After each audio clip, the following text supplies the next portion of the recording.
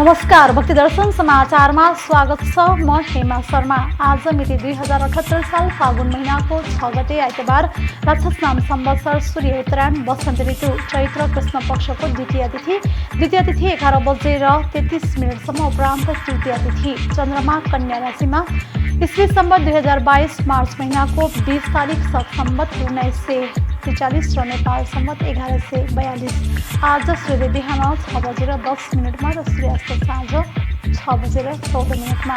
सर्वप्रथम अहिलेसम्मका प्रमुख समाचार। हिमाल पारीको जिल्ला मुस्ताङको पवित्र तीर्थस्थल मुक्तिनाथ मन्दिरमा यस वर्ष दर्शनार्थीको उल्लेख्य भिड। दैनिक हजारौंको संख्यामा दर्शनार्थीहरू पुग्दै हिन्दू तथा बौद्ध धर्मावलम्बीहरूको पवित्र तीर्थस्थल मुक्तिनाथमा हवाई मार्गबाट झण्डै 80% र स्थल मार्गबाट पनि 50% हाराहारी भारतीय नागरिकहरू मुक्तिनाथ दर्शनका लागि आएको तथ्याङ्क। नेपालबाट 80 देखि 90 को दशकमा हराएका 2 प्राचीन मूर्ति बेला सरकारबाट नेपाललाई हस्तान्तरण। नेपालको स्वामित्वमा आएका सम्पदा चाँडै फिर्ता ल्याइने। अन्नपूर्ण पदमार्गमा पर्यटकको चहल पहल बढ्दै। कोरोना संक्रमणका बेला सुनसान क्षेत्रका गोरेटोमा धेरै पछि पर्यटक देख्दा स्थानीय पनि हर्षित। पर्यटकीय सिजन सुरु भएसँगै दैनिक पर्यटक आगमन बढ्दै। गुल्मीका डाँडाकाँडामा अहिले गुराँससित रमाउनेको भिड। लालीगुराँसको बोटदेखि फुलसम्म विभिन्न औषधि बनाउन उपयोगी रहेका कारण म्याग्दी जिल्लाका विभिन्न स्थानमा लालीगुराँसको जुस बनाउने उद्योग स्थापना गर्ने क्रम बढ्दै। राष्ट्रिय सम्पदा तथा संस्कृतिको संरक्षण गर्ने कार्यक्रम अन्तर्गत उपत्यका बाहिरका ऐतिहासिक तथा पुरातात्विक महत्त्वका क्षेत्रको विकास तथा संरक्षणमा सहकारी र साझेदारी गरेको काठमाडौँ महानगरपालिकाको भनाई।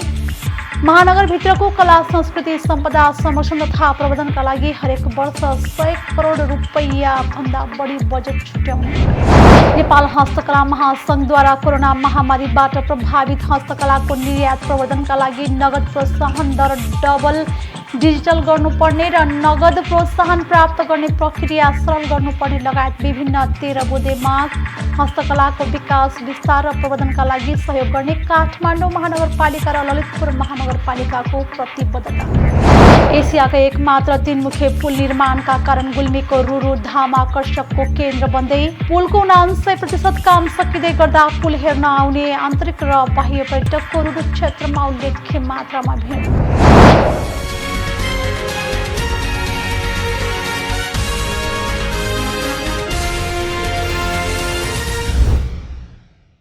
अब समाचार विस्तारमा। हिमाल पारीको जिल्ला मुस्ताङको पवित्र तीर्थस्थल मुक्तिनाथ मन्दिरमा यस वर्ष दर्शनार्थीको भिड बढेको छ। विगत 2 वर्षपछि धेरै दर्शनार्थीहरू आउन थालेका छन्। कोभिड-19 को सुरुवातसँगै बन्द भएको मन्दिर अहिले खुला भएपछि दर्शनार्थीको चाप निकै बढेको हो। हिन्दू तथा बौद्ध धर्मावलम्बीहरूको पवित्र तीर्थस्थल मुक्तिनाथ धाममा दर्शनार्थीहरू अहिले दैनिक 1500 भन्दा बढी पुग्ने गरेको मुस्ताङका प्रमुख जिल्लाधिकारी नेत्र प्रसाद शर्माले जानकारी दिनुभएको छ। शर्माका अनुसार अहिले दैनिक जसो स्थल तथा हवाई मार्गबाट मुक्तिनाथ दर्शनका लागि आउने गरेका छन्। हवाई मार्गबाट मुस्ताङ प्रवेश गर्ने झण्डै 80% र स्थल मार्गबाट पनि 50% हाराहारी भारतीय नागरिकहरू मुक्तिनाथ दर्शनका लागि आएको तथ्याङ्क प्रहरीमा रहेको प्रमुख जिल्लाधिकारी शर्माको भनाइ छ। सन् 2019 को अन्तिममा कोभिड सुरु भएपछि यति धेरै भिड मन्दिरमा नदेखिएको मुक्तिनाथ मन्दिर व्यवस्थापन समितिका कार्यालय सचिव रबिन सुवेदीले बताउनु भएको छ। अहिले पछिल्लो 1 हप्ता दैनिक रूपमा दर्शनार्थीहरूको भिड बढ्दो गतिमा रहेको उहाँले जानकारी गराउनु भएको छ। यसपटक मुक्तिनाथ मन्दिरमा दर्शनकै लागि आउनेहरू हवाई मार्गबाट अधिक रहेको जोमसोम विमानस्थलका प्रमुख पुष्कल राज शर्माले बताउनु भएको छ। उहाँका अनुसार हवाई मार्गबाट आउने यात्रुमध्ये अधिकांश भारतीय मूलका रहेको र सबैजसो मुक्तिनाथ दर्शनका लागि पुग्ने गरेका छन्। मुक्तिनाथका होटलहरूमा अग्रिम बुकिङ पनि हप्ता दिन पहिलादेखि नै हुने गरेको बताइएको छ। नेपालबाट 1980 देखि 1990 को दशकमा हराएका प्राचीन मूर्ति मध्येका 2 मूर्ति बेलायत सरकारले नेपाललाई हस्तान्तरण गरेको छ। नेपाली दूतावास लन्डनमा एक विशेष समारोहबीच बेलायत प्रहरीका तर्फबाट नेपाली राजदूत ज्ञानचन्द्र आचार्यलाई उक्त मूर्ति हस्तान्तरण गरिएको हो। 16औं शताब्दीमा काठमा कुदिएको कलात्मक तोरणको मूर्ति काठमाडौँको हनुमान ढोका कुमारी बहालबाट हराएको थियो। यसैगरी 18औं शताब्दीतिर कुदिएको घुँडा टेकेर नमस्ते मुद्रामा रहेको ढुङ्गाको मूर्ति काठमाडौँको ओम बहाल स्थित मञ्जुश्री मन्दिरबाट हराएको थियो। गृह मन्त्रालय र सुरक्षा निकायको सहयोगमा ती मूर्ति तिनका वास्तविक हकदारलाई फिर्ता गर्ने बेलायती सरकारको नीति अनुसार हराएका मूर्ति पुनः प्राप्त गरी नेपाललाई हस्तान्तरण गरिएको हो। मूर्ति हस्तान्तरण समारोहमा राजदूत आचार्यले बेलायत सरकार तथा प्रहरीलाई नेपाल सरकारको तर्फबाट कृतज्ञता व्यक्त गर्दै भविष्यमा पनि निरन्तर सहयोगको अपेक्षा रहेको दूतावासले जनाएको छ। दूतावासको स्वामित्वमा आएका सम्पदा चाँडै नेपाल फिर्ता ल्याइने जनाइएको छ। चोरी हुनुअघि स्थितिमा फोटो खिचिएका कारण तिनलाई पत्ता लगाउन र वास्तविक मालिकलाई हस्तान्तरण गर्न सहयोग पुगेको उहाँले बताउनु भएको छ। ती सामग्री नेपाल सरकारलाई पुरातत्व विभाग मार्फत शीघ्र हस्तान्तरण गरिने पनि उक्त दूतावासले जनाएको छ। अन्नपूर्ण पदमार्गमा पर्यटकको चहल पहल बढेको छ। कोरोना संक्रमणका बेला सुनसान त्यस क्षेत्रका गोरेटोमा धेरैपछि पर्यटक देख्दा स्थानीय पनि हर्षित बनेका छन्। महामारीपछि अब पर्यटक आउँदैनन् होला जस्तो लागेकोमा अहिले दैनिक पर्यटक पुग्न थालेको उनीहरू बताउँछन्। गत वर्ष मार्चभरि 137 पर्यटक भित्रिएकोमा यसपटक सातामै 163 पुगेका छन्। मार्च 3 र 4 मा 20 जना, मार्च 5 मा 25 जना पर्यटक भित्रिएका थिए। गत वर्ष फेब्रुअरीमा 25 पर्यटक भित्रिएकोमा अहिले 169 पर्यटक भित्रिएका छन्। गत वर्षको जनवरी, फेब्रुअरी र मार्चको तुलनामा यस वर्षको सुरुवाती 3 महिनामा पर्यटक आगमन बढेको बताइएको छ। पहिलो त्रैमासिकमा गत वर्ष 164 पर्यटक भित्रिएकोमा यस वर्ष मार्चको पहिलो सातासम्म 373 पर्यटक भित्रिएका छन्। एक्यापका अनुसार सन् 2020 मा 7 महिना पर्यटक आगमन शून्य थियो। एक्याप मनाङका प्रमुख लेखनाथ गौतमले पर्यटकीय सिजन सुरु भएसँगै पर्यटक आगमन बढ्दै गएको बताउनु भएको छ। गएका वर्ष सिजनमै पर्यटक नभएको अवस्था रहेकोमा अहिले बेसिजनमै गत वर्षभन्दा बढी पर्यटक आएको उहाँले बताउनु भएको छ। अन्नपूर्ण पदमार्गमा मार्च, अप्रिल र मे साथै सेप्टेम्बर, अक्टोबर र नोभेम्बर गरी 6 महिनालाई पर्यटकीय सिजन भनिन्छ। गुल्मीका डाँडाकाँडामा अहिले गुराँससित रमाउनेको भिड लाग्न थालेको छ। जिल्लाका रेसुङ्गा, मदाने, मालिका, कङ्के, देउराली, माला रानी, दिब्रुङ, टिमुरे, थाप्ले, सत्यवती लगायतका वनमा गुराँससँगै रमाउनेको घुइँचो लागिरहेको छ। त्यस्तै म्याग्दीका लेकाली क्षेत्रका वन पाखा रङ्गी बिरङ्गी लालीगुराँसले रङ्गिएका छन्। पाखैभरि ढकमक्क गुराँस फुलेपछि पर्यटक र स्कुल तथा कलेजका विद्यार्थीहरू वनतिर जान थालेका छन्। रतानमै फुलेका लालीगुराँस र वन जङ्गलको हरियालीले प्रकृति मुस्कुराइरहेको जस्तो देखिन थालेको छ। पर्यटक घोडेपानी, पुनेहिल, मोहरे डाँडा, फुलबारी, खोप्रा, बयली, मालिका गाउँपालिकाको सेले, बेनी नगरपालिका 3, भङ्किलीको स्वर्गाश्रम, धौलागिरी गाउँपालिकाको जलजला, देउराली, मङ्गलाको टोड्के, झाँक्री पानी, रघुगङ्गाको रुइसेमा पुग्न थालेका छन्। नेपालमा पाइने 32 प्रजातिका मध्ये घोडेपानी क्षेत्रको जङ्गलमा रातो, सेतो, गुलाबी, चिमाली लगायत 9 प्रकारका गुराँस पाइने अन्नपूर्ण संरक्षण क्षेत्र आयोजना एक्यापले जनाएको छ। घोडेपानीको लालीगुराँसको जङ्गलको पृष्ठभूमिमा धौलागिरी, अन्नपूर्ण, माछा पुच्छ्रे, नीलगिरी हिमालको साथै सूर्योदय अवलोकन गर्न सकिन्छ। अन्नपूर्ण चक्रीय पदमार्गको प्रमुख पर्यटकीय केन्द्र मानिने घोडेपानी क्षेत्रको गुराँसको जङ्गललाई समेटेर समुदाय स्तरमा अन्नपूर्ण धौलागिरी सामुदायिक पदमार्ग सञ्चालन भएको छ। घोडेपानीका बासिन्दाले गुराँस बचाउन गुराँसका रुख नकाट्ने नियम बनाएका छन्। जथाभावी रूपमा काठ दाउराका लागि रुख काट्दा गुराँसको जङ्गल मासिएपछि यस्तो नियम बनाएका हुन्। एकेआपको सहयोगमा तारबार लगाएर जङ्गलको घेराउ गरिएको घोडेपानीका बासिन्दा समेत रहेका अन्नपूर्ण गाउँपालिकाका अध्यक्ष डम बहादुर पुनले बताउनु भएको छ। लालीगुराँसका फूल यहाँको प्राकृतिक वरदान मात्र नभई सुकाएर फूलको पत्र जडीबुटीका रूपमा व्यापार गरी आय आर्जन गर्न सकिने भए पनि यस्तो तर्फको ध्यान जान नसकेको वन तथा वन पैदावार र वातावरणको क्षेत्रमा सक्रिय वन डिभिजन कार्यालय म्याग्दीका प्रमुख चन्द्रमणि सापकोटाले बताउनु भएको छ। जन्डिस, आउ, खोकी, कलेजो, सुनिएको मुखको गन्ध हटाउन समेत औषधि हुने लालीगुराँस वातावरणीय तथा पर्यटकीय दृष्टिले समेत महत्त्वपूर्ण मानिएको छ। म्याग्दीका करिब 80% भन्दा बढी वनमा यसरी लालीगुराँस फुलेको पाइन्छ। लालीगुराँसको बोटदेखि फूलसम्म विभिन्न औषधि बनाउन प्रयोग हुँदै आएको छ। जिल्लाका विभिन्न स्थानमा लालीगुराँसको जुस बनाउने उद्योग स्थापना गर्ने क्रम बढ्दै गएको छ। काठमाडौँ महानगरपालिकाले 150 भन्दा बढी सम्पदा पुनर्निर्माण गरेको बताएको छ। पत्रकार सम्मेलन गर्दै काठमाडौँ महानगरपालिकाका प्रमुख विद्यासुन्दर साकेले आफू 2074 सालको स्थानीय निर्वाचनबाट निर्वाचित भई आएपछि हालसम्म 150 भन्दा बढी सम्पदा पुनर्निर्माण भएको बताउनु भएको छ। उहाँले काष्ठमण्डप, कमलपोखरी, दरबार स्कुल, विभिन्न वडामा रहेका ऐतिहासिक बहाल, बही, मठ, मन्दिर, चैत्य विहार, गुठीघर, ध्वजे लगायत 150 भन्दा बढी सम्पदा पुनर्निर्माण भएको जानकारी दिनुभएको छ। उहाँले उपत्यकाभित्रका अन्य नगरपालिका क्षेत्रभित्रका सम्पदा पुनर्निर्माणमा पनि महानगरपालिकाले सहयोग गर्दै आएको बताउनु भएको छ। प्रमुख साकेले राष्ट्रिय सम्पदा तथा संस्कृतिको संरक्षण गर्ने कार्यक्रम अन्तर्गत उपत्यका बाहिरका ऐतिहासिक तथा पुरातात्विक महत्त्वका क्षेत्रको विकास तथा संरक्षणमा समेत सहकार्य र साझेदारी गर्दै आएको बताउनु भएको छ। उपत्यका बाहिर लुम्बिनीको वज्रयान महाविहार, रामग्रामको पण्डितपुर क्षेत्रको विकास, जुम्लाको चन्दननाथ मन्दिर क्षेत्रको संरक्षण तथा विकास लगायत काम भएको उहाँले उल्लेख गर्नुभएको छ।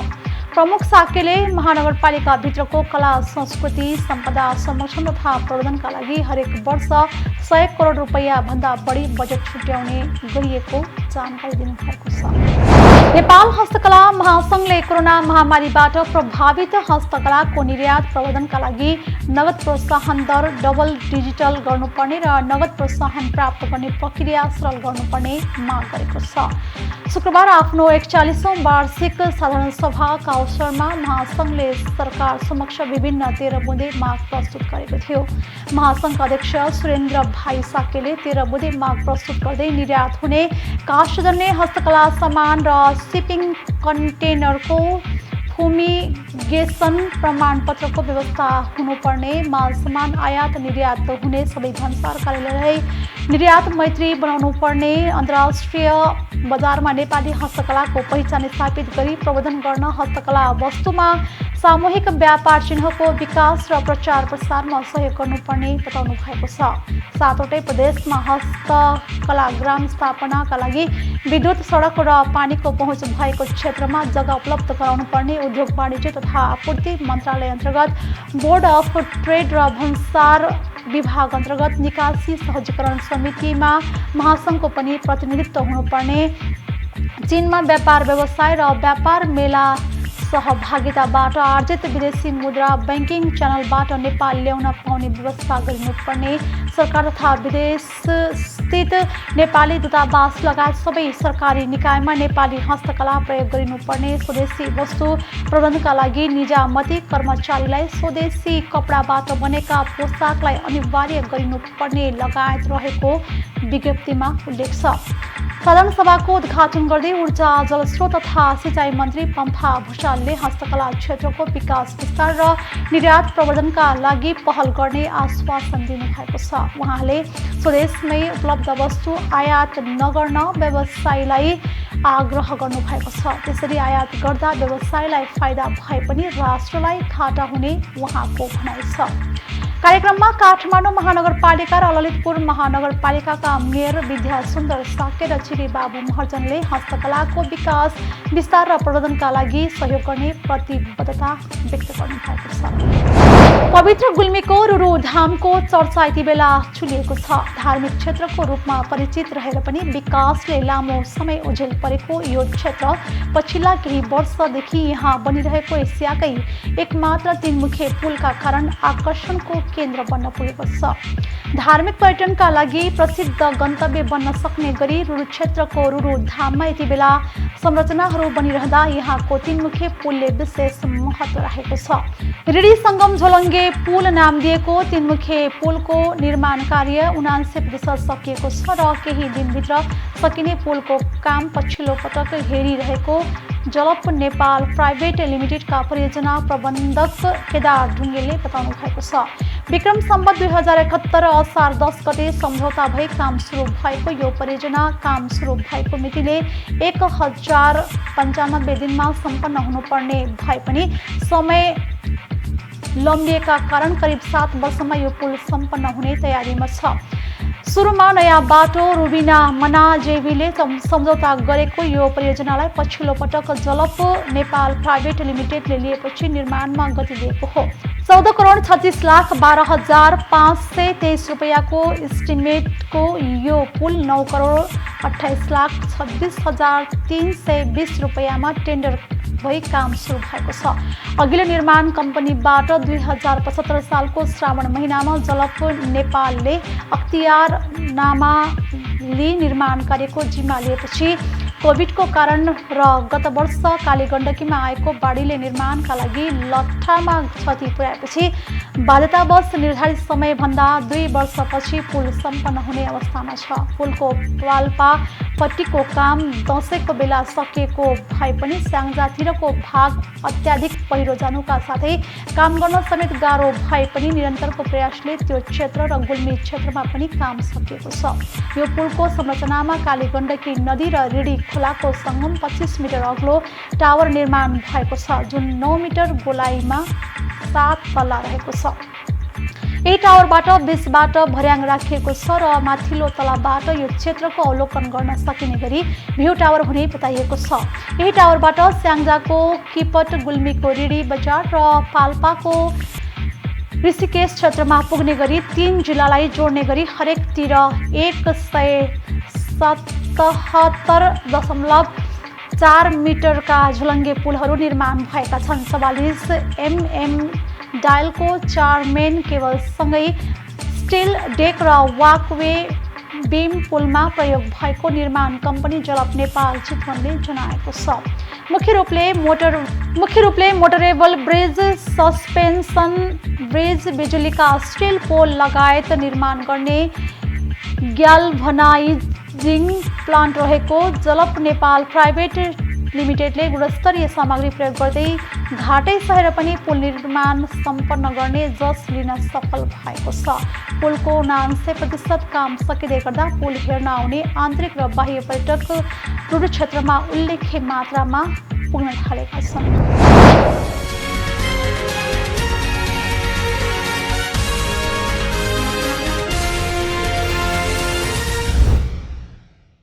अहिले हामी भक्ति दर्शन समाचारको अन्त्यमा आइसकेका छौँ। जाँदा जाँदै प्रमुख समाचार हिमाल पारीको जिल्ला मुस्ताङको पवित्र तीर्थस्थल मुक्तिनाथ मन्दिरमा यस वर्ष दर्शनार्थीको उल्लेख्य भिड। दैनिक हजारौंको सङ्ख्यामा दर्शनार्थीहरू पुग्दै हिन्दू तथा बौद्ध धर्मावलम्बीहरूको पवित्र तीर्थस्थल मुक्तिनाथमा हवाई मार्गबाट झन्डै 80% र स्थल मार्गबाट पनि 50% हाराहारी भारतीय नागरिकहरू मुक्तिनाथ दर्शनका लागि आएको तथ्याङ्क। नेपालबाट 80 देखि 90 को दशकमा हराएका 2 प्राचीन मूर्ति बेला सरकारबाट नेपाललाई हस्तान्तरण। नेपालको स्वामित्वमा आएका सम्पदा चाँडै फिर्ता ल्याइने। अन्नपूर्ण पदमार्गमा पर्यटकको चहल पहल बढ्दै। कोरोना संक्रमणका बेला सुनसान क्षेत्रका गोरेटोमा धेरै पछि पर्यटक देख्दा स्थानीय पनि हर्षित। पर्यटकीय सिजन सुरु भएसँगै दैनिक पर्यटक आगमन बढ्दै। गुल्मीका डाँडाकाँडामा अहिले गुराँससित रमाउनेको भिड। लालीगुराँसको बोटदेखि पुलसम्म विभिन्न औषधि बनाउन उपयोगी रहेका कारण म्याग्दी जिल्लाका विभिन्न स्थानमा लालीगुराँसको जुस बनाउने उद्योग स्थापना गर्ने क्रम बढ्दै। राष्ट्रिय सम्पदा तथा संस्कृतिको संरक्षण गर्ने कार्यक्रम अन्तर्गत उपत्यका बाहिरका ऐतिहासिक तथा पुरातात्विक महत्त्वका क्षेत्रको विकास र संरक्षणमा सहकारी र साझेदारी गरेको काठमाडौँ महानगरपालिकाको भनाई। महानगरभित्रको कला संस्कृति सम्पदा संरक्षण तथा प्रवर्धनका लागि हरेक वर्ष 100 करोड रुपैयाँ भन्दा बढी बजेट छुट्याउने। नेपाल हस्तकला महासङ्घद्वारा कोरोना महामारीबाट प्रभावित हस्तकलाको निर्यात प्रवर्धनका लागि नगद प्रोत्साहन दर डबल डिजिटल गर्नुपर्ने र नगद प्रोत्साहन प्राप्त गर्ने प्रक्रिया सरल गर्नुपर्ने लगायत विभिन्न 13 बुँदे माग हस्तकलाको विकास विस्तार र प्रवर्धनका लागि सहयोग गर्ने काठमाडौँ महानगरपालिका र ललितपुर महानगरपालिकाको प्रतिबद्धता। एसियाका एकमात्र 3 मुखे पुल निर्माणका कारण गुल्मीको रुरु धाम आकर्षकको केन्द्र बन्दै पुलको 79% काम सकिँदै गर्दा पुल हेर्न आउने आन्तरिक र बाह्य पर्यटकको रुरु क्षेत्रमा उल्लेख्य मात्रामा भिड। अहिलेलाई भक्तदर्शन समाचार यति नै। सामाजिक सञ्जाल मार्फत हामीसँग जोडिनका लागि फेसबुक तथा ट्विटरमा लाइक तथा फलो गर्न सक्नुहुनेछ भने युट्युब मार्फत पनि हामीलाई प्रत्यक्ष हेर्न सक्नुहुनेछ। त्यस्तै कुनै सल्लाह सुझाव तथा प्रतिक्रिया भएमा भक्तदर्शन@mountaintv.com हामीलाई पत्राचार गर्न सक्नुहुनेछ। धर्म संस्कृति र संस्कारको संवाहक भक्तदर्शन टेलिभिजन HD हेर्दै हुनुहोला। नमस्कार।